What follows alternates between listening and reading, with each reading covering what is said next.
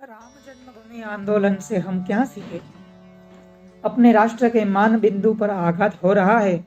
अपने श्रद्धा स्थान राम जन्मभूमि का दर्शन दुर्लभ हो रहा है।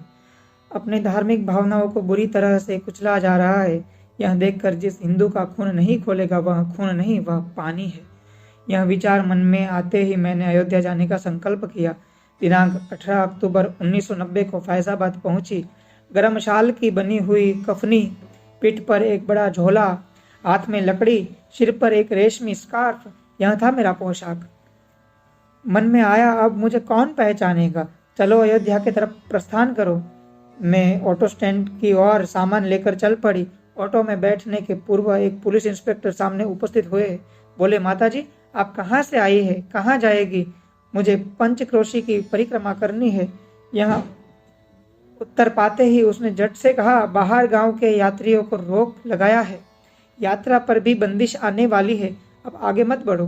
दिनांक 26 अक्टूबर को उज्जैन के महिला जत्था के साथ में फिर से अयोध्या के लिए निकल पड़ी। इस समय अधिक सावधानता रखी। गाड़ी के डिब्बे लोगों ने फूलों से सजाए थे। गुलाब, सेवंती के फूलों की पंखुड़ियां और गुलालों से स्टेशन के प्लेटफॉर्म रंग बेरंगी हुए थे। श्री राम जय जय राम भजन से संपूर्ण स्टेशन पर एक चैतन्य और भाव भक्ति का वायुमंडल निर्माण हुआ था। फलों की टोकरियां, सेव, चिवड़ा और मिठाई के पैकेट्स कार सेवकों के लिए सैकड़ों से अंदर आ रहे थे। उत्तेजित भीड़ हजारों की संख्या में स्टेशन पर ढोलक के ताल पर नाच रही थी, ललकार रही थी, मंदिर वहीं बनाएंगे। मैं चुपचाप पीछे से डिब्बे में जाकर बैठी। लोगों का अपार उत्साह देखकर मन भाव विभोर हो रहा था। हर स्टेशन पर से गाड़ी गुजरते समय जय श्री राम के उद्घोष से विदाई के हाथ हिलते थे। गाड़ी ने उत्तर प्रदेश में प्रवेश किया। झांसी के स्टेशन पर रात को 1:30 बजे के अंदाज में खचाखच भरे हुए डिब्बे में बंदूकधारी पुलिस दलों ने भीड़ में अंदर घुसना चालू किया। जल्दी निर्णय लेना जरूरी था। गाड़ी ने वेग लिया। अब क्या करे? बिना सत्याग्रह किए गिरफ्तार होना दुर्भाग्य सामने दिख रहा था।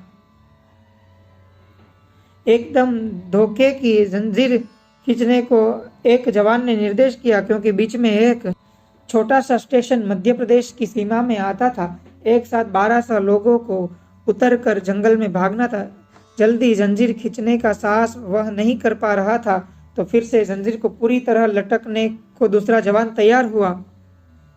गाड़ी रुकते ही अंधेरे में पटरी पर से लुढ़कते हुए कंटीले और तार और पंडों के बीच में से पुल के नीचे पेड़ों के पीछे सबको छिपने के लिए कहा गया। गाड़ी धाड़ धाड़ ध्वनि के साथ आगे गई और पगडंडी से फिसलते गिरते हम दतिया के पेट्रोल पंप के प्रकाश को देखकर घास से भरी हुई बैलगाड़ी में गाड़ीवान ने मुझे छिपा लिया और गंतव्य स्थान पर छोड़ दिया। मन में माया मरी नहीं है और मन में आया कि मानवता भी अभी जिंदा है। सिर्फ ध्येय के प्रति अड़िग रहना और तुरंत ही सही निर्णय लेना अत्यंत आवश्यक है। उत्तर प्रदेश के एक पंजाबी धर्मशाला में पुलिस का पीछा छूट जाए, इसलिए सत्याग्रह के बाद आश्रय लिया। चारों ओर से पुलिस ने घेरा डाला। अब बाहर पड़ना मुश्किल हुआ, लेकिन रात के अंधेरे में 2 महिलाएं दही चावल और 5-6 बालक ब्लैंकेट, रजाई, ब्रेड के पैकेट्स, दरिया लेकर हमारे पास आए। हमको भोजन देने हेतु सोने की व्यवस्था करने के लिए। मैंने पूछा, चारों ओर पुलिस लगी है, आप भी पकड़े जाएंगे, अंदर घुसने का साहस क्यों किया? कहाँ से आए? दबे हुए आवाज में उत्तर आया, आप राम मंदिर बनाने के लिए निकले और हम चुपचाप बैठेंगे, क्या यह उचित होगा? हम तो पीछे संडास के पास एक छोटा सा छेद है, वहां से आए, क्योंकि पुलिस सिर्फ वहां नहीं लगी है। थके मांदे भूखे तो थे ही हम। दही चावल खा लिया। ठंड जोर कर रही थी। थकान के कारण निद्रा देवी का वरद हस्त मस्तक की ओर बढ़ रहा था, किंतु सहसा एक कल्पना दिमाग में आई। अभी इसी कड़ाके के ठंड में संडास के पास के छेद से निकल जाना, भाग जाना उचित होगा, वरना राम मंदिर के बदले जेल में जाना पड़ेगा। धीरे धीरे कानाफूसी हुई।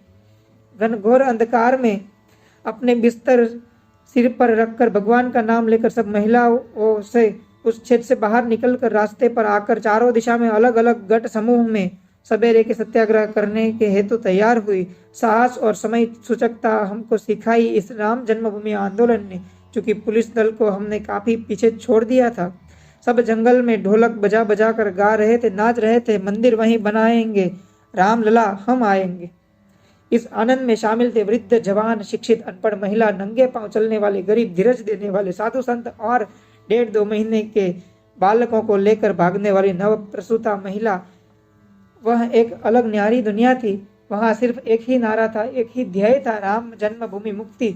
उसके लिए ओठों पर मृदु मुस्कान रखते हुए जवान बोल रहे थे, खून दो, मुक्त हो। यही जानते हैं हम। लक्ष्मी वाकणकर फ्रॉम उज्जैन। दिनांक 30 अक्टूबर 12 बजे कार सेवा प्रारंभ होने का संकल्प 10 से 12 बजे तक मंदिरों में नाम संकीर्तन करने के लिए एकत्रित हो गए थे सब लोग।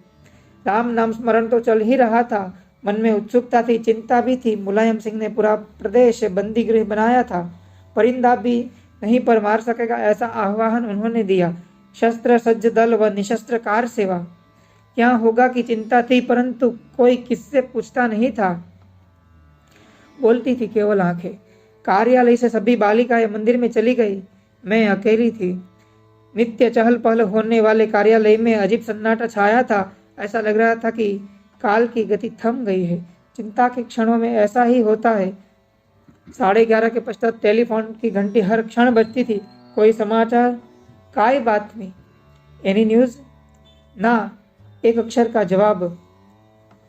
बीच में समय मिलता तो विश्व हिंदू परिषद, भाजपा, तरुण भारत व अन्य समाचार पत्रों से ही वही प्रश्न पूछना, और विजय का आभास देने वाला वह क्षण आ गया। कार सेवा प्रारंभ हो गई। बस इतना ही समाचार। इतनी रुकावटें कैसी पार की होगी? अयोध्या की पवित्र भूमि किसने अपने रक्त से सींची होगी? बिना उसके तो यह कार्य होने वाला नहीं था। युद्ध में सैनिकों का बलिदान होने पर भी जीत का आनंद होता है ना। आंखों में आंसू, चेहरे पर हंसी। थोड़े ही समय में कार्यालय में एक एक कर सभी लड़कियां आई।